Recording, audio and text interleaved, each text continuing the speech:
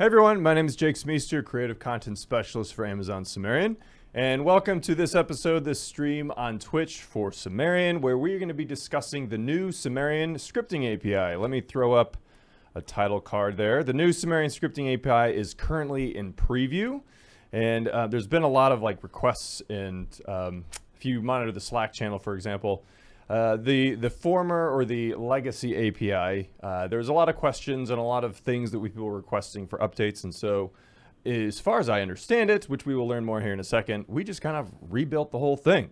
So to talk about that is CJ Kendall.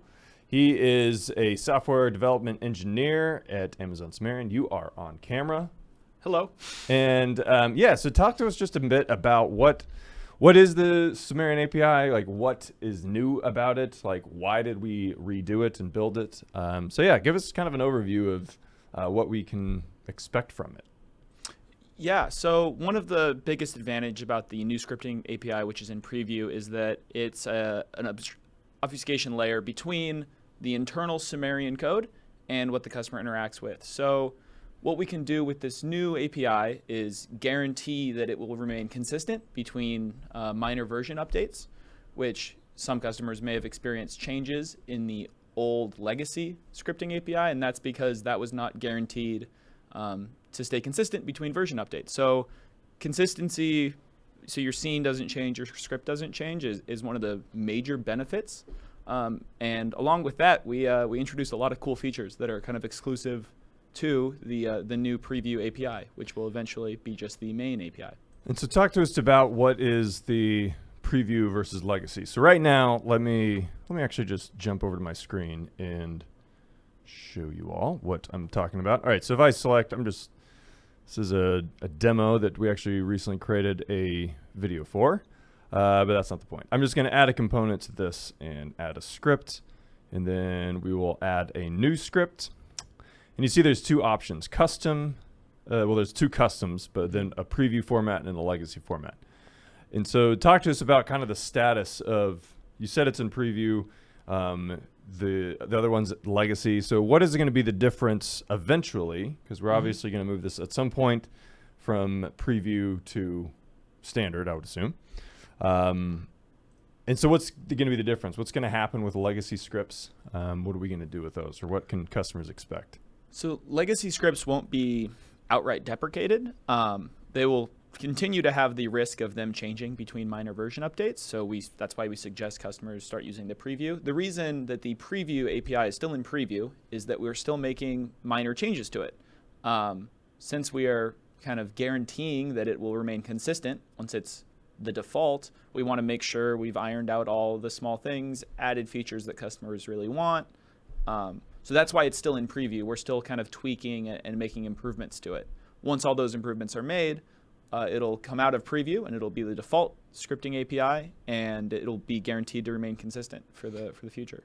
Right, and another thing too is that there's a lot of tutorials out there that have the former or the old legacy scripting API, and we're in the process of kind of auditing our tutorials and kind of figuring out, okay, which ones are we going to update, which ones are we going to leave with the old scripting API. And so just note that there are some tutorials out there that use the legacy API, and we're working out kind of how to handle all the content, because there's a lot of scripts out there.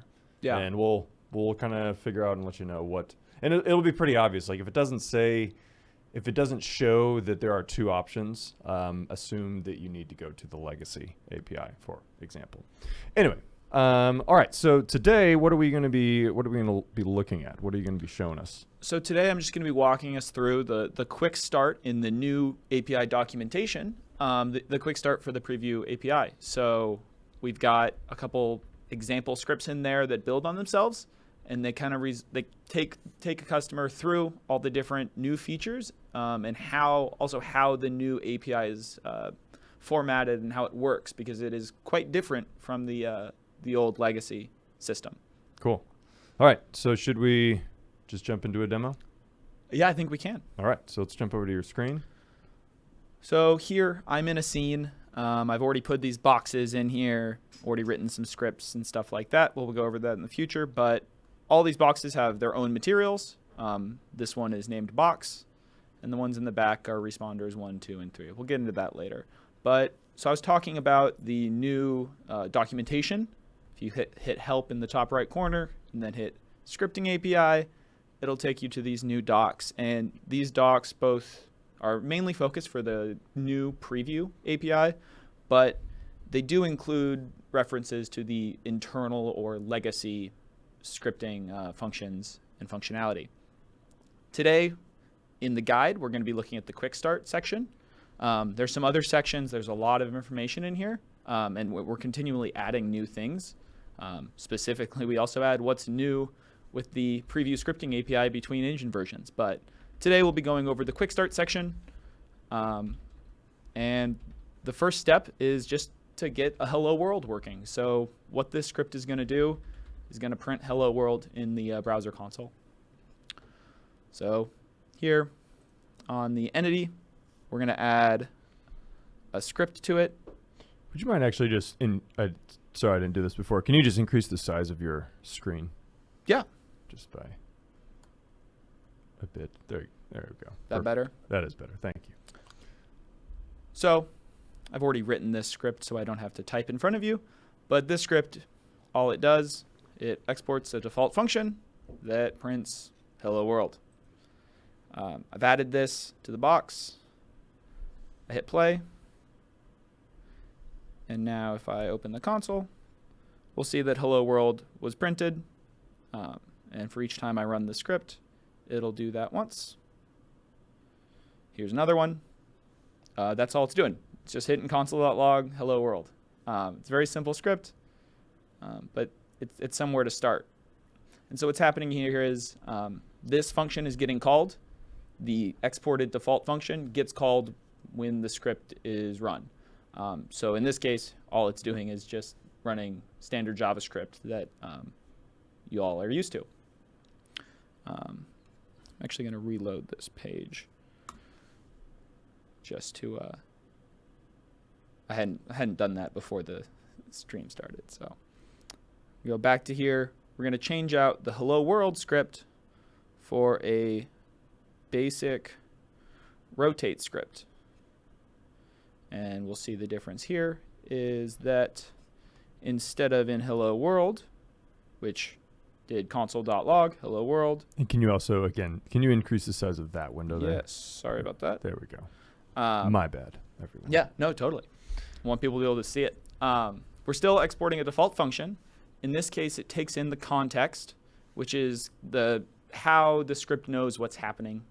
It runs all the different functions. In this case, on the context start, it's going to run this action. So this is the rotate state machine action.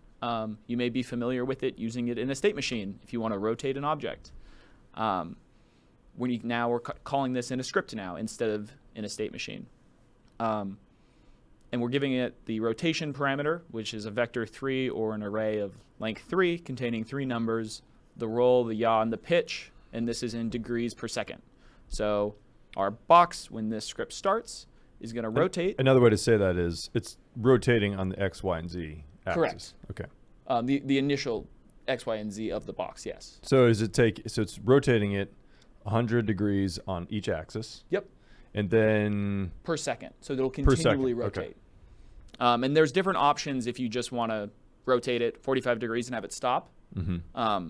That's also possible. In this case, I'm just going to have it continually rotate. And you also see from hello world to our rotate script, we're now importing something. We are importing the new API. So you'll see this will be almost a constant in all of the new preview scripts. Import star, so everything as S, stands for Sumerian, from the Sumerian Common API module. If we go back to the documentation, which you can also access by hitting the API references here for preview, you'll see this module. This is what we're importing. Sumerian Common /API contains a rotation namespace, and then inside of that is the rotate action. So if we follow that, we are in Sumerian Common /API, or S, which is much shorter, dot rotation. Again, we're in the rotation. And then rotate action. And so that's how you import actions and functions and classes in the new preview API. So if we run this script, what we'll see is the box is going to rotate. It's just going to rotate 100 degrees on each axis every second for perpetuity. Nice. Okay, so I was answering a question there. Yeah. What happened to the boxes in the background? Did they looks like they changed color, right? Yes, they did. It's actually a very good question. So there's something happening here with we're going to go into that. The boxes are going to be changing color later. And for some reason, they are doing it now. So it's not supposed to be happening. In a later script it is, but it's doing it right now, which is a little odd. Well, we'll probably debug that as we move along. We probably will, and I think that actually may be the offender.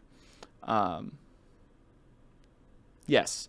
So I had a state machine on this box, and that state machine we'll get to later, but it was the thing that was doing that. So what this script is doing is just this, what we're seeing now. So the box in the front is rotating 100 degrees on each axis. Great. Sorry about that. No, it's okay. I mean, I just wanted to clarify what everyone's seeing. So that's actually our end goal, is something like that. So I'm going to remove the rotate script that we were using and go to the next. And one thing to point out, I feel like too, is that is a much simpler script. Am I correct? Than the legacy. If you wanted to get something to rotate, yes, that is a much simpler script than the legacy API would have required. Correct. It is, and you can. It's simple for any state machine action. So we're using rotate as an example here, but right. As I'm sure customers are familiar with, there's a lot of state machine actions, and they all can be used in a similar manner that the rotate action is getting used. Good to hear. Cool. So we've done this rotate action. It's very simple. All it does is rotate the box. We're going to step it up a little bit and go to the custom actions section, which I will show you this script. It's very similar to the rotate action. You'll see that we're exporting a default function again, which takes in a context. It's the same import, but instead of starting an action in context.start in the default function, we are calling an action that we've defined on the next line, this enabled action. And this action also takes context. So this is context.start is passing the context down. And then when this action starts, it's going to call our same rotation action and also set the box to be red. So it is essentially parenting actions in a hierarchy. They're nested, yes. And we're going to expand on this relationship throughout these scripts, but this is the first kind of simple example. This action starts, which calls this action, which starts these actions. Right. And what if you wanted to change the color from red to like a hex value? So yeah, so you can provide any color as a type. It can take a multitude of different things. If we want to look at the documentation for that, again, we're going to go to Sumerian Common API /s.color. So we're going to go to color. And here's all of the defined colors. Okay. And we also see what color is defined as, which is a vector 3. A vector 3 of R, B, and G. Right. R, G, and B, sorry. So that's how you would define a color in that format of red, green, blue. Right now. So we could change this to lime. And now, if I take our custom action script, apply it to the entity, and then run it, we made a rotating box that is lime instead of red because I changed it. So it's just going through. It's calling this, which is calling this, which is calling both of these actions. Now, if we keep going through the scripting API quick start guide, we're going to look at states. So this is where that hierarchy of actions starts to get a little bit more complex, and allows you to do a lot more with it. So that's the state script over here. You'll see that we're exporting the default function. We changed the name of it, but that doesn't matter. Ignore this commented out thing for a section. We're going to go into that in a bit. Okay. But now, instead of just calling context.start, we're calling context.states, giving it an initial state, and all of the parameters are in the documentation. So if you have any questions about that, you can consult the new docs. But in this case, the default state is going to be off, and the off state is going to call the enabled action, and the on state is going to call the enabled. So disabled is off, on is enabled. Sorry, I may have said that wrong the first time around. Just like in the custom action script, we're defining the action, and it's going to start. It's going to set it to be green when it's disabled, and on click. So this is when we're bringing in kind of a different type of state machine action that has an input. On the click, we're going to change the controller, which is the states controller up here, to the on state, which will then call the enabled action, which will set the color to red. It will rotate the box, and then on a click, it'll set it back to off, and they'll loop back and forth whenever you click. Does that make sense? Mm-hmm. Yep. So we're going to remove the old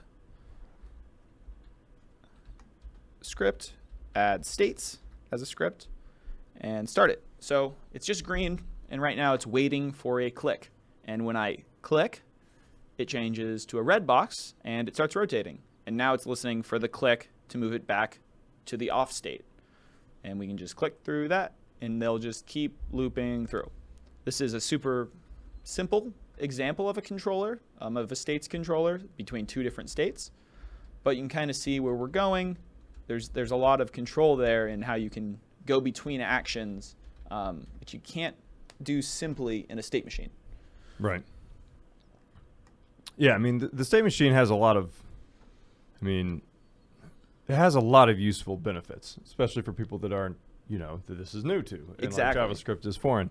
But there certainly are limitations because currently a state is limited to being in one state at a time. It can't be doing multiple things. I mean, you can send out messages to have other state machines, but then it gets really complicated in terms of adding state machines upon state machines, and it becomes a little more difficult. So where you can actually just, as far as I understand, you can really start combining actions all into one script. Correct. And even in a case where you want to message between different things, it's all in one place. It's all in this one script.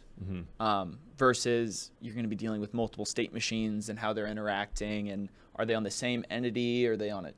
There's further complications that happen when you have to do this with just a state machine. Yeah.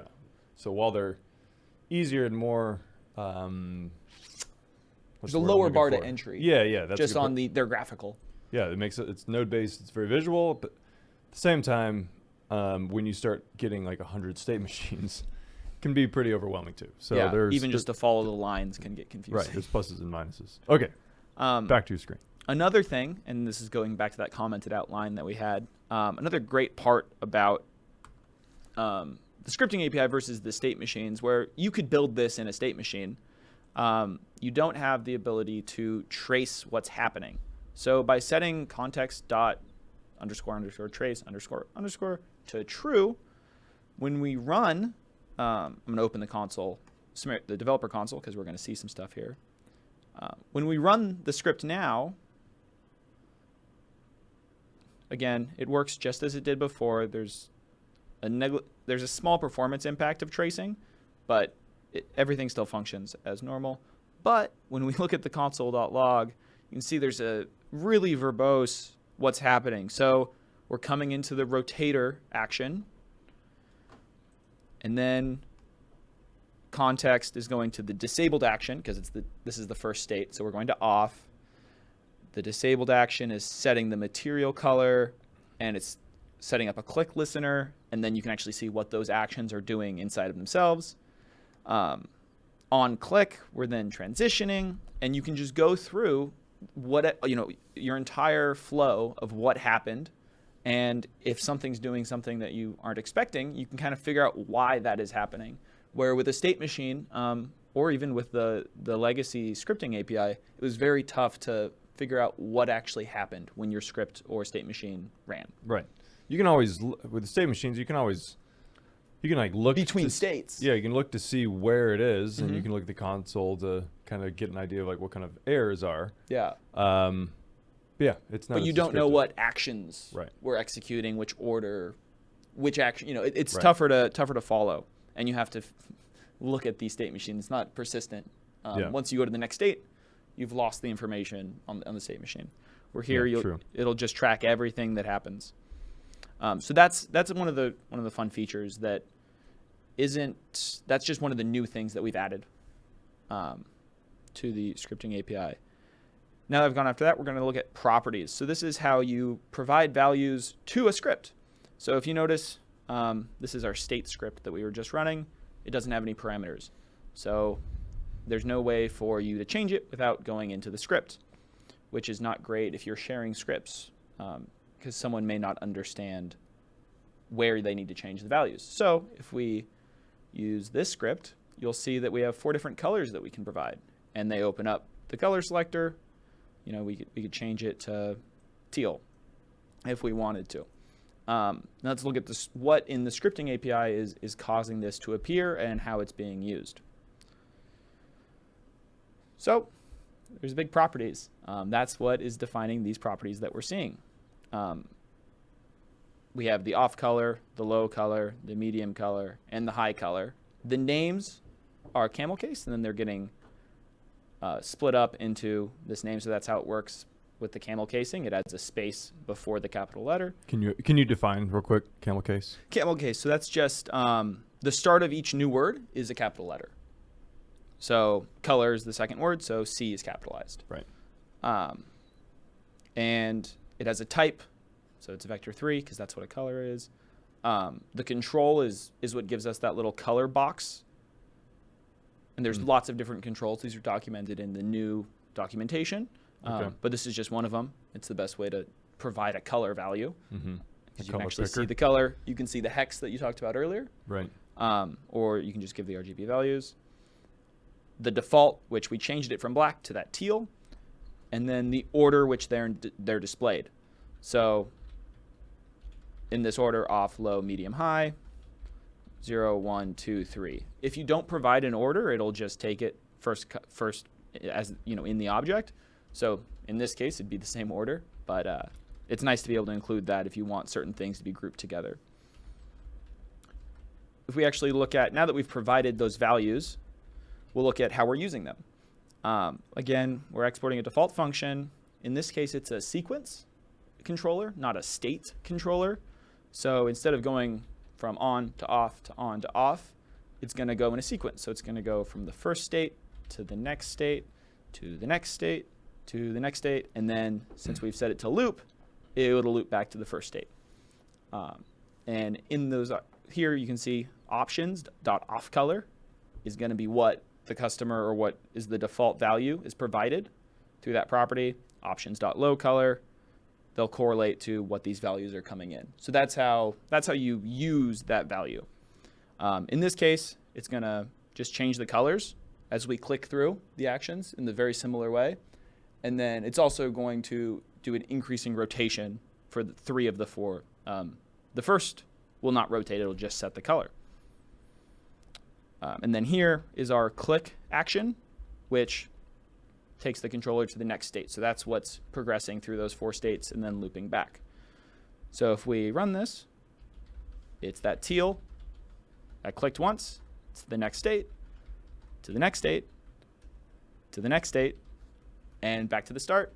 And we can just loop through, continually through. Each time I'm clicking, it's going to the next state. And that's kind of an example of properties and how to provide values here instead of having to hard code them into the script. Nice. I am curious about, I don't think you've mentioned this yet, the different colors. the colors in the actual the text editor Yeah. of scripts. I know you were talking about colors in a different way, but just on the subject of colors. Mm-hmm. You mentioned before, I think, or at least when we were talking the other day, that you have changed the way in which different words and functions actually get colored in the script text editor. Am I right about that? There has been some improvements to make the text editor more compatible with the preview scripting versus, because it's a different format, so you want different things to be highlighted and different meanings versus in this type of JavaScript versus the legacy scripting API. And then there's improvements that can be had there, and we're actively working on, again, it's in preview, so we are making improvements to how the text editor displays information for the preview API. All right. Okay, so I'm going back to your screen. Yeah. So right now it's spinning and changing colors. Yep, and changing rotation rates. Right. But again, so right. We're just going through different actions. The next step is going to be entity sets. So those 3 boxes in the back are going to get involved. So I'm going to change the script from the properties script to the entity set script, and we'll show you the difference here. Again, you see it has its own properties, and then an additional property for responder, which are going to be these 3 boxes in the back.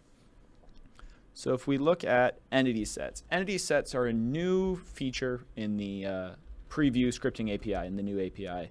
And it's a way to get a set or group of entities that exist in the world based on a shared value. So in this case, this is very similar to the properties if you look at it. One of the differences is we have this line here where we are getting entities with names, and then there's a regular expression here that is responder and then a number. So in this case, we have responder 1, responder 2, responder 3. All of these fit within this regular expression, so they will all be added to this entity set responders. So we are able to apply the responder action to all of the responders with this maintain function, and pass a value, which in this case is that blue color, which we're providing here, options.responder color. And if we look at responder action, it calls actions, which is set the material color. It's a popular one with these scripts. So there's no script on any of these 3 boxes. But when we execute the script, it's going to set the color to be blue. And so we can now apply scripts to a whole separate entity than the one that the script is on. And you'll see that it rotates just like the old rotation action. But the change here is we're applying actions to a different entity doesn't have a script on it. And we're doing that with entity sets. We can change it. So let's say instead of using the name, we want to use the tag system, which if we look at responder 1, it has a tag foo. Responder 2 has foo and bar. And responder 3 has bar. So we're going to get all the entities with tag bar, which are 2 and 3. And now you notice that only those 2 turn blue because we've changed what's in that entity set. Following entity sets are shared values, which we will change that script out.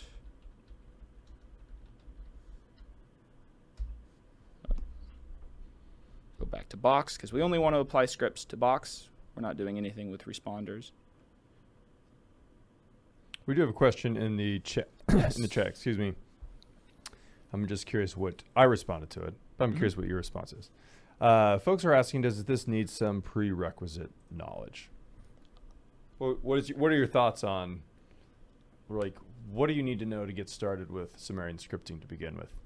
I think a basic, and I'm saying basic, experience with JavaScript will be very useful just so you understand the mechanics of what's happening. But we've actually taken action to even lower that bar from a more advanced level required. We've lowered that in the last couple of weeks of making changes that simplify it and use less JavaScript specific knowledge.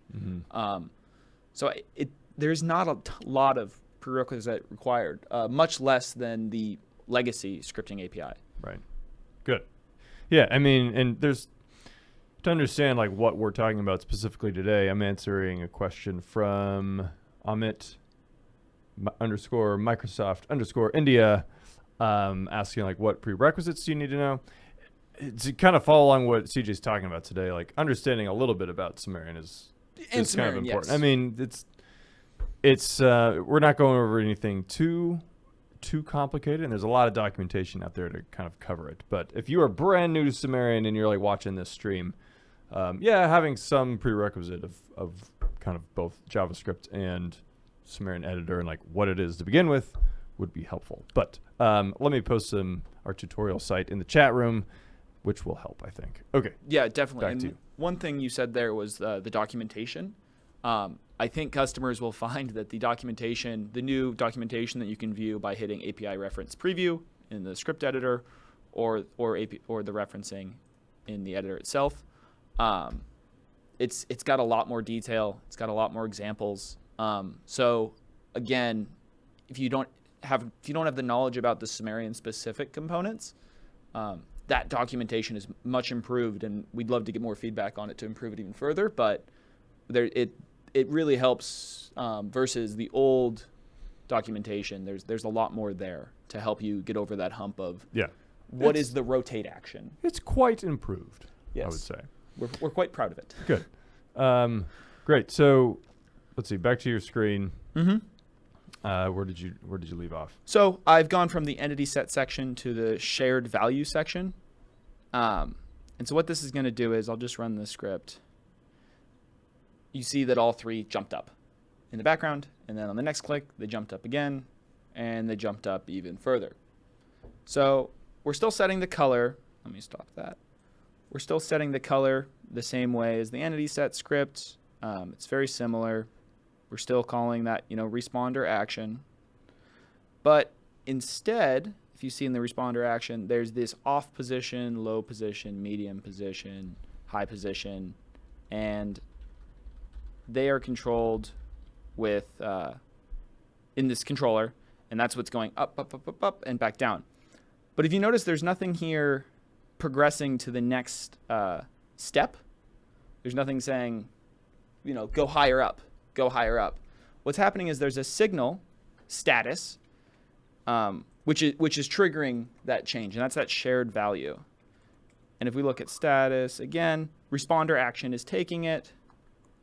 And when responder action is created, we're giving it status, which is the rotation status, which is what we've been using to progress through the rotation of the box in the front. So we're now sharing that value between the box in the front and the three in the back to do different actions, but using the same value. So you can be guaranteed that when something happens on the front box, something can happen on a different thing, and you're using the same value. You don't have to be sending a message or anything like that. It's just a shared value. And it's a really great system of how to get something between different kind of sections. You can have these shared values that can go across boundaries. Right. So if and when users get like more comfortable with this, it'll speed up development time. Definitely. We've gotten feedback internally that people, are able to do things that they didn't really think would be feasible. Just due to the complexity that would have been required with the old system. There's a lot of things that allow them to take what would be a couple, 100 lines into 2 or 3. Just on especially entity sets are another great way to get, one example, you have a bunch of enemies in a game, and you want to do something to all those enemies. You can just get all of them by getting an entity set using a tag or an attribute. You could even, apply it. Let's say you only want to apply things to enemies with health below 3. You can do that. You can get all those entities in the world that have an attribute value less than 3. Right. Which is getting that before would be fairly complex. Right. Yeah. Totally. Great. Thanks for that. Yeah. Let's see. Back to your screen. Sure. Yeah. And so now we've gone through all of the script examples, kind of building up this script that rotates one box and makes the stuff in the back move. That script is now complete. That's kind of going through all the different things we have. What we're going to do now is integrate that script into a state machine with signals. So we're going to create a state machine. I'm going to take this behavior that I created before and show it to you. What it is, it's a state that has an execute script action, and it's executing the signal script, which I'll show you in a second. And then on success, it's calling a shake action, which will shake the box in the front around a little bit. And then when that's done, it'll go back to the script. So that script, it's almost identical to the shared value script. If we click between it, you'll see the one difference, which is the signal that we were defining. In this case, we're defining on success. And again, it's taking the camel case name and changing it to the displayed name, but it's got a description as well, which will happen if you hover over it over here, if it wants to do it. The hover over it doesn't work that well on my laptop for some reason. But this signal gets, when the script is done, the signal gets triggered, and when the time's up, it signals this signal, which will then transition to a different state. This state could contain another script, or it can contain just a state machine action. What is the difference between signals and the system bus, or emitting and listening to messages? They are related. Signals in this case we're using to transition between states in the state machine editor. Okay. You could also use signals to send messages across your script or between different, they are based upon the system bus messages, but it's a more polished system that also integrates well into the state machine editor.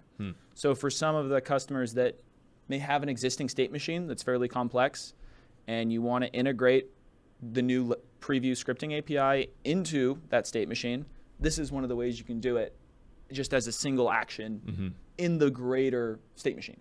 Right. But but it sounds to me like there's something with like listening and something being emitted and something being listened here. So it's like, what is the difference between that? It just is more, you can do more with it, I guess, is the question. You can do more with it. There's more, the system bus message was part of the internal or legacy scripting API. And so there may be in the future, but just like as a potential, there may be changes there. We may find a better way to do system bus messages or something like that. With Signal, there's a matching listener that you can find in the documentation. Right. You're guaranteed, you don't know exactly what's sending the messages and what's listening for the messages. But what we're telling you is that this is going to send a message, and this listener will listen for that message. We don't care what system's being used underneath. We're just guaranteeing, we're telling you that this is going to continue to work in the future. Gotcha. Okay. Cool. And there's cool stuff you can do with signals specifically, which could be a whole different Twitch stream. Right. And is that in the documentation? Do signals have like it's a unique section you can point to? Yeah. So here we're using the searches. And so there's all the signals defined there. There's a signal for entity sets. Here's a monitor action. So this is an action that monitors an entity set and sends a signal when entities are added and removed. And does that conclude the? There's one last example. Okay. Cool. Which I'm just going to run this that we've been talking about, but I'll actually show you what it is. We click through all the same states, but then after that time up is done, it changes to the shake action, and now we're back into the script once that's done. So Cool. that's the script interacting with the state machine action. Right. Gotcha. Very cool.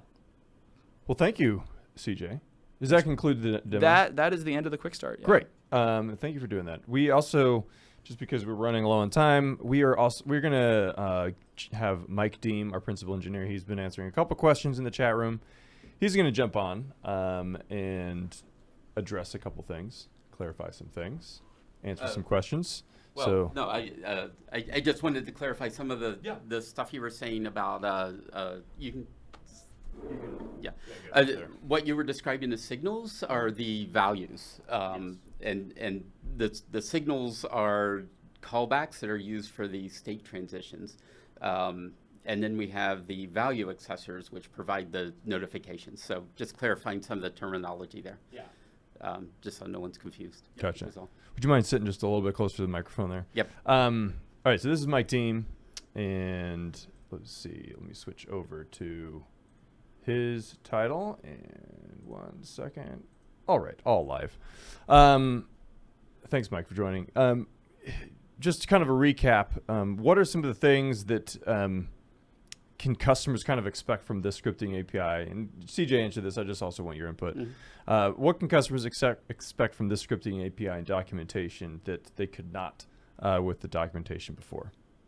Yeah, so GJ highlighted that one of the goals with the new API is to make it a lot easier to use the state machine actions. Mm-hmm. So we're essentially investing in those actions, improving state machines in general, making those actions available from scripts, encapsulating complex things. So somebody mentioned on chat when we were talking about the rotate action, they said no quaternions.